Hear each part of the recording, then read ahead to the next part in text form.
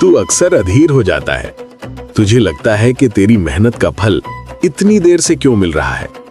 पर क्या तूने कभी समय को समझने की कोशिश की है? बीज जब धरती में बोया जाता है तो वो अगले ही दिन वृक्ष नहीं बनता। पहले वो मिट्टी के अंधकार में चुपचाप अपनी जड़ें मजबूत करता है। लोग उस समय उसे मृत समझ लेते हैं, पर वो भीतर ही भीतर अपने भविष्य की तैयारी कर रहा होता है। तू भी उसी बीज की तरह है। आज तेरी मेहनत शायद दुनिया को दिखाई नहीं दे रही, पर इसका अर्थ ये नहीं कि तेरी मेहनत व्यर्थ जा रही है। मैं शिव हूं, मैं समय का भी स्वामी हूं। जब समय उचित होगा तो वही दुनिया जो आज तुझे अनदेखा कर रही है, कल तेरी सफलता की चर्चा करेगी। इसलिए अधीर मत हो। जल्दी पाने की इच्छा अक्सर बड़े फल से वंचित कर देती है।